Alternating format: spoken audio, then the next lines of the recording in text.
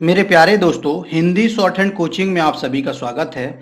आज हम लोग 90 शब्द प्रति मिनट की स्पीड से 465 शब्दों की एक डिक्टेशन लेने जा रहे हैं। जिन दोस्तों को यह डिक्टेशन 110 शब्द प्रति मिनट की स्पीड से लिखनी है, वो लोग YouTube के प्लेबैक स्पीड ऑप्शन में जाकर वीडियो की स्पीड को 1.25 कर सकते हैं। डिक्टेशन 5 सेकंड के बाद स्टार्ट होगी, तब तक के लिए आप लोग तैयार रहें।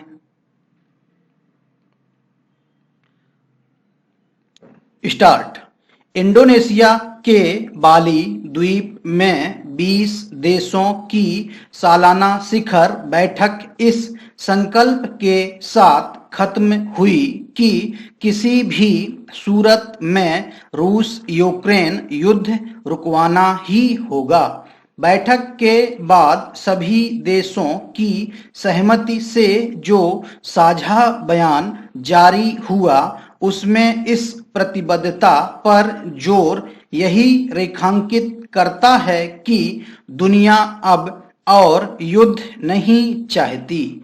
महत्वपूर्ण बात तो यह है कि आने वाले वक्त में इस महाप्रयास में भारत को अपनी बड़ी भूमिका निभानी है, इसलिए भी कि अब समूह 20 की अध्यक्षता भारत को करनी है और अगली शिखर बैठक दिल्ली में होगी। रूस यूक्रेन युद्ध के संदर्भ में देखें तो समूह 20 एक महत्वपूर्ण संगठन इसलिए भी है कि इसमें वे विकसित और विकासशील देश शामिल हैं जो रूस यूक्रेन युद्ध के मुद्दे पर बटे हुए हैं। ऐसे में यह समूह युद्ध रुकवाने की मुहिम में कितना सफल हो पाता है, यह वक्त ही बताएगा। यूक्रेन पर हमला करने वाला रूस भी इस समूह का सदस्य है। बाली की बैठक में जिस तरह से युद्ध का मुद्दा छाया रहा और रूस के रवैये की आलोचना हुई, उससे रूस की नाराजगी स्वाभाविक है। ऐसे में युद्ध रुकवाने के लिए कौन, कितने और कैसे प्रयास करेगा, यह बड़ा सवाल है। रूस यूक्रेन युद्ध के मुद्दे पर भारत का रुख शुरू से ही स्पष्ट है। भारत कहता ही रहा है कि युद्ध तत्काल रुकना चाहिए और कूटनीतिक तरीकों से समस्या का हल खोजना चाहिए।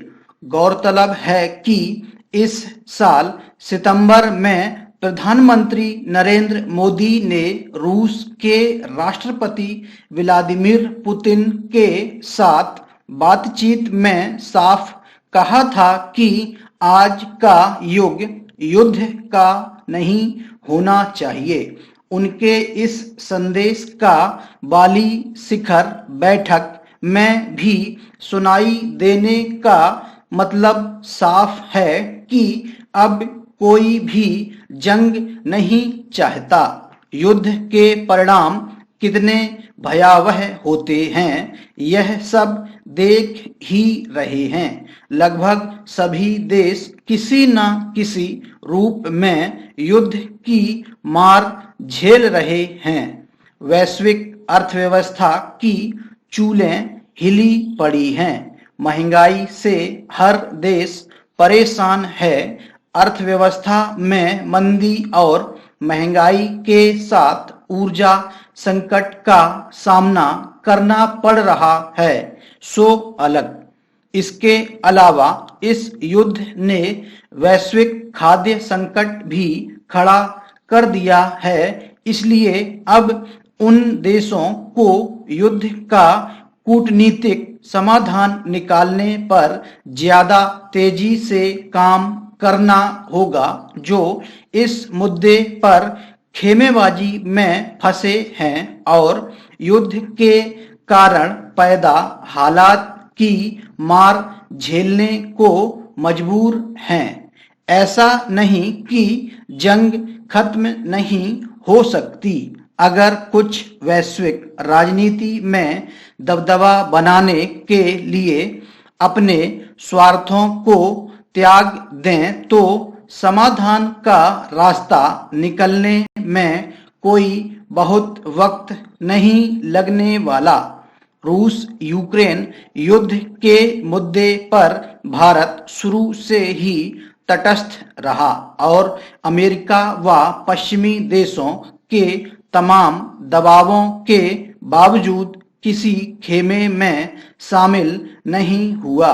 संयुक्त राष्ट्र में भी भारत इसी नीति पर चला। स्टॉप।